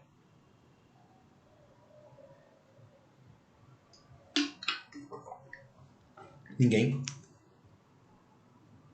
Que coisa.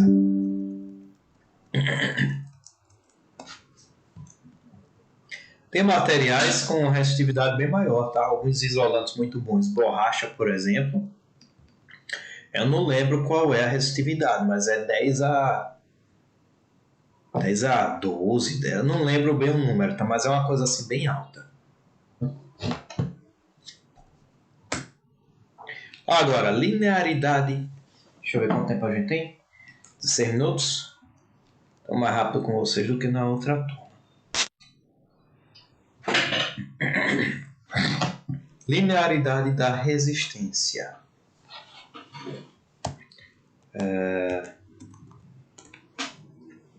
Resistor linear. Aquele resistor que obedece V igual a RI com o R constante. Tá aí, ó, o desenhozinho de uma curva de resistor linear. V igual a RI. Então a relação de V com I é uma relação linear que cruza o zero. Isto é uma função linear. Para ser função linear, além de ser uma reta, tem que cruzar o zero, tá? Se não cruzar o zero, não é uma função linear, é uma função afim. que é uma função linear deslocada. Se chama função afim. Então, você tem dois resistores aí, vamos dizer assim, uma resistência vermelha e uma resistência azul. Então, cada uma dessas resistências tem um coeficiente angular, que é o R, diferente. Verdade, o coeficiente angular aí, o R seria o V no lugar da ordenada e o I na abscissa, tá? Aí está trocado. Então, o V na ordenada e o I na abscissa, aí o coeficiente angular realmente é o R. Caso contrário, é 1 sobre R. Então, 1 sobre R do resistor vermelho é maior do que 1 sobre R do resistor azul. Ou seja, a resistência azul é maior do que a resistência vermelha. E um resistor não linear? Resistor não linear não se comporta como uma linha reta. Por exemplo, você não conhece não é da época de vocês, mas foi muito na minha época. Lâmpada de filamento de tungstênio. Você faz uma corrente elétrica passar por aquela lâmpada aquece, chega a tipo 1500 graus, e aí quando aquece ela se torna incandescente, ou seja, ela começa a emitir luz devido a efeitos térmicos. Então, para tensões pequenas, correntes pequenas, potências dissipadas pequenas, próximo aqui da origem, ela se comporta como um resistor linear.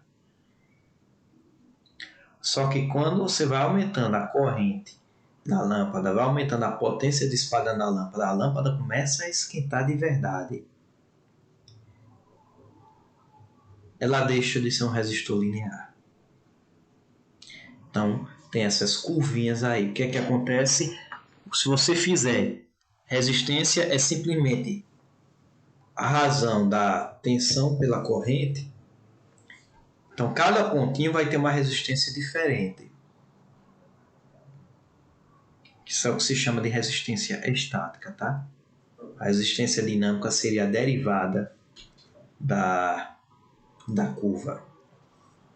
Então, a resistência estática, quando você começa a aumentar a temperatura na lâmpada de filamento de tungstênio, essa resistência estática começa a aumentar. Ou seja, você colocou 100 volts, vamos dizer que você coloca 100 volts e tem 1 ampere. Se você colocar 200 volts, você não vai ter 2 amperes. Você vai ter mais de 1 ampere, porém menos de 2 amperes. Porque a lâmpada já está aquecendo, já está quentinha, e a resistência dela, quando você aumentar mais a potência, a resistência dela vai aumentar. Entenderam, pessoal? Eu vou explicar o motivo disso adiante. Existem outros componentes não lineares? Existem. Tecnicamente, todo resistor é não linear, tá? Mas, obviamente, se você trabalha em potências baixas, ele é um resistor linear. A lâmpada é feita para trabalhar com potência alta, tanto que ela aquece muito e encandeia, portanto, é não linear. Existe um outro dispositivo, um dispositivo semicondutor chamado diodo. O diodo a gente pode pensar que é um resistor não linear. O diodo, deixa eu pegar, eu tenho um diodo aqui.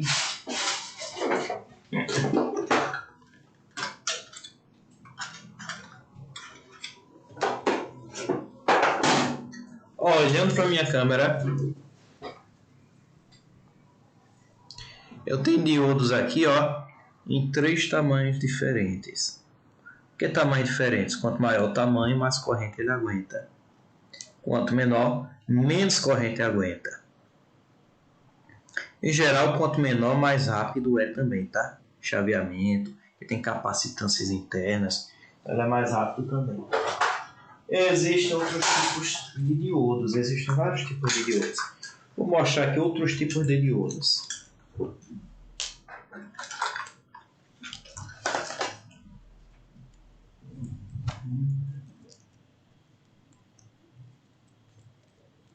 LED, diodo emissor de luz, Light Emitting Diode. Aquelas luzinhas que acendem no seu computador quando você liga o computador, aquela luzinha que fica piscando no celular quando o celular recebeu uma notificação. Aquilo ali é feito de LED, é diodo, só que emissor de luz. Então, o diodo bloqueia a corrente em um dos sentidos. Então aqui, ó, essa perninha aqui é maior que a outra. Se eu botar o positivo na perninha menor, basicamente não vai passar corrente. Corrente que vai passar é tipo 10 a menos 6, 10 a menos 9 ampere. Se eu boto a tensão positiva agora no terminal que era para ser o terminal positivo, aí eu acendo esse diodo, aí eu acendo esse LED. Que aí começa a passar corrente considerável pelo LED. Tem diodo que aguenta amperes. Um LEDzinho não aguenta amperes não, aguenta talvez 20 miliamperes, coisa assim.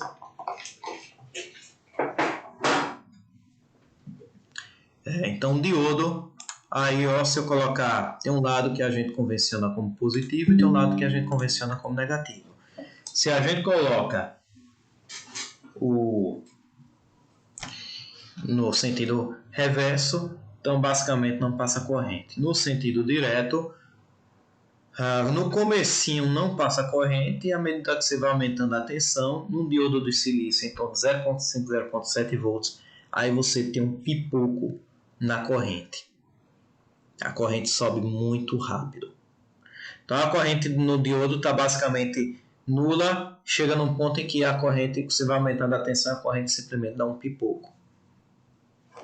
Então, é comum a gente colocar com diodo, se a gente quer um LED, por exemplo, se a gente vai alimentar um LED, a gente coloca um resistor para fazer a limitação da corrente e não queimar o LED.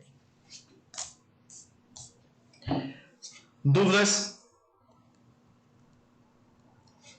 Nenhuma. Tranquilo.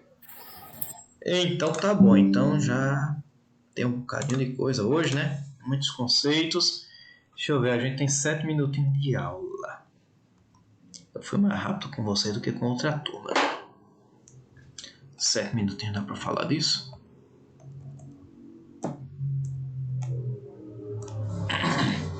Dá pra começar.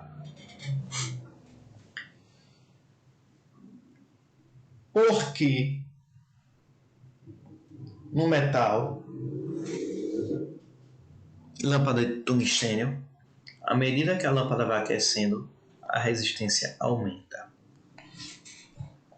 Os metais são resistores do tipo PTC, em inglês Positive Temperature Coefficient, coeficiente de temperatura positivo, que significa que a resistência aumenta com a temperatura, ou seja, se você aumentou a temperatura, a resistência aumenta junto.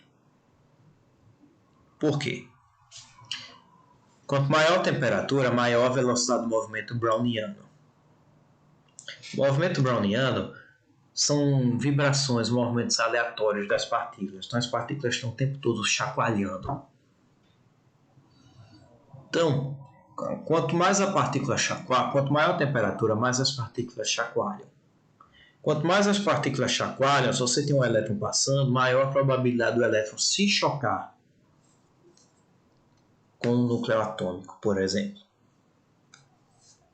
Então, quanto maior a probabilidade do elétron se chocar, mais você vai converter energia cinética em energia térmica. Então, quando você aumenta a temperatura, você dificulta a passagem dos elétrons. Ou seja, quando você aumenta a temperatura, você aumenta a resistência. Deu para entender? Deu. Pronto. Todo material é assim? Não. Por que não? Vou explicar. Semicondutores costumam ser o contrário disso. Semicondutores costumam ser NTC, Negative Temperature Coefficient, coeficiente de temperatura negativa. Quanto maior a temperatura, menor a resistência. É o contrário do metal. Por quê? Vou explicar.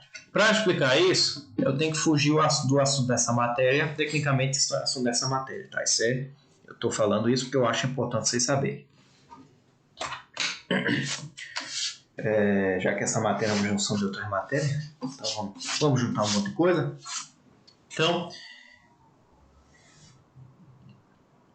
vocês aprenderam lá em física, lá desde a quarta série, vocês aprenderam a estrutura energética dos átomos. Então, um átomo de hidrogênio tem aquelas bandas energéticas fixas. Átomos são assim, bandas fixas de energia.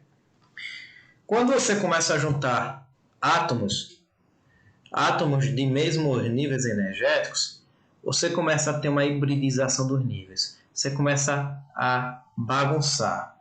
Vou para o whiteboard. Cadê o whiteboard? Parar de compartilhar isso.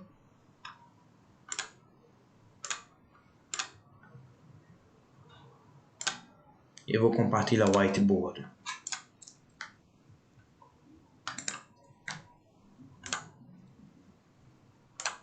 Então, quando você tem átomos isolados, você tem,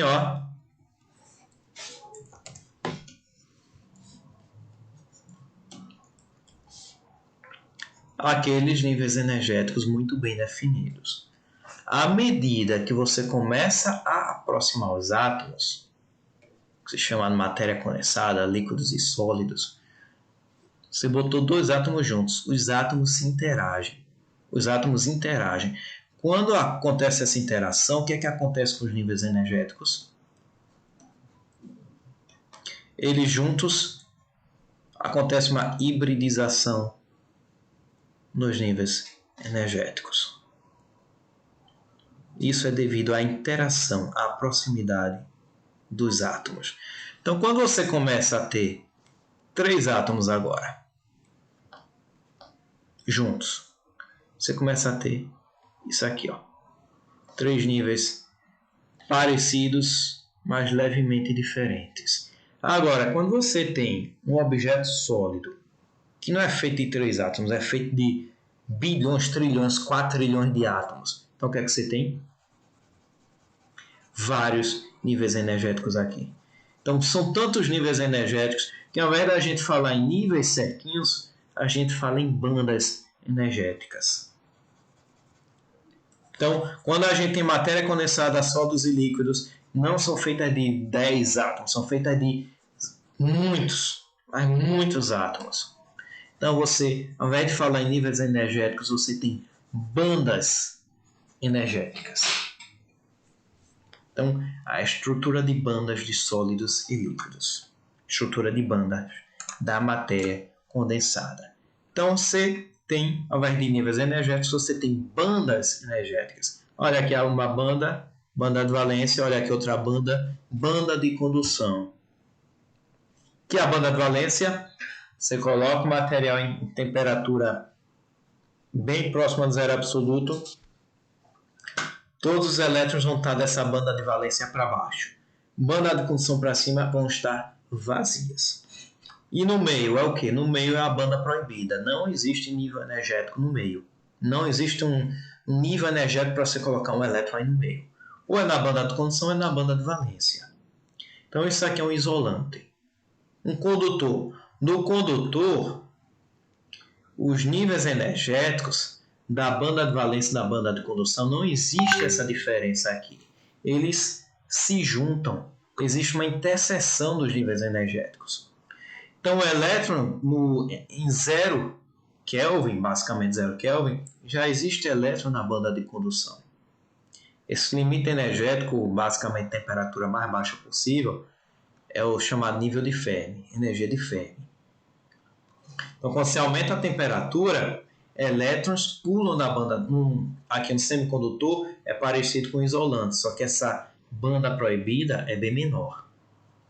Então, à medida que você aumenta a temperatura, elétrons vão ficando mais energéticos e vão pulando para a banda de condução.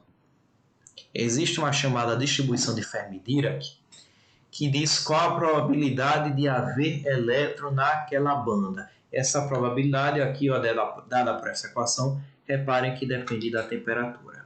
Quando a temperatura está em 0 Kelvin, essa curva preta. Chega aqui, ó, nesse caso aqui, 5 elétron-volts é energia de Fermi. Então só vai ter elétron até 5 elétron-volts. Acima disso não vai ter. À medida que você aumenta a temperatura, começa a sair elétrons aqui da banda de valência e na temperatura ambiente existem elétrons da banda de condução. Quanto mais se aumenta a temperatura, mais elétrons vão ter na banda de condução. Os elétrons passeiam no isolante ou no semicondutor pela banda de valência? Não, eles passeiam dentro do material pela banda de condução. Não é à toa que leva esse nome, banda de condução. Então, quanto mais elétrons eu tiver na banda de condução, mais fácil será a minha condução eletrônica dentro do material. Então, de forma geral, num condutor, no metal, quanto maior a temperatura, maior a resistência. Num semicondutor e no isolante é o contrário. Quanto maior a temperatura em geral, tá? Quanto maior a temperatura, menor a resistência. Por isso, semicondutores são NTC. Você aumenta a temperatura e a resistência reduz. Porque tem mais elétrons na banda de condução. Deu para entender, pessoal?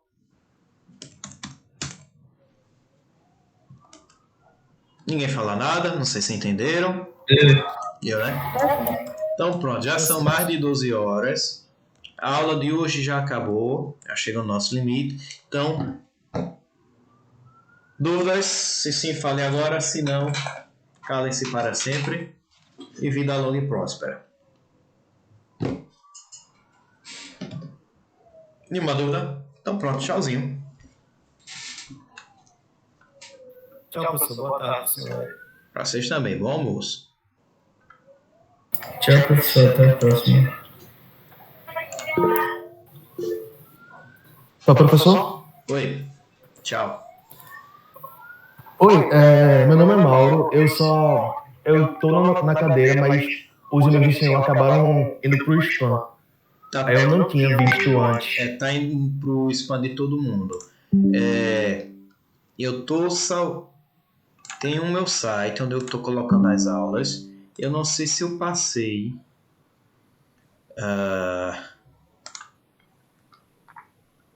Aí o senhor tá sem acesso à classe ainda, né? Tô sem acesso. Ah, Então aqui eu vou botar o link no meu site. bota aí, por favor. E o senhor também tá upando as aulas no YouTube, é isso? Tô. Por enquanto que eu não tenho legal. acesso ao Google Classroom, tô colocando no YouTube. Então Entendi, aqui ó, tá o entendi. meu site. Tem uma abinha lá de matérias, tem a matéria de eletrotécnica. Então tá tudo lá. Essas aulas, essas apresentações estão lá. E tem o link que aí eu enviei, tá no seu e-mail, tá no spam, mas tá lá no seu e-mail. São as aulas, a primeira aula gravada no YouTube.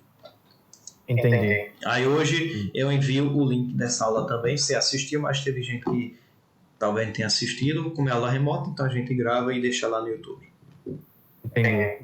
Então, professor, obrigado. O senhor fez chamada hoje, eu acabei de conseguir o link no meio da aula. Pra conseguir entrar na turma. E sim, deixa eu ver teu nome aqui.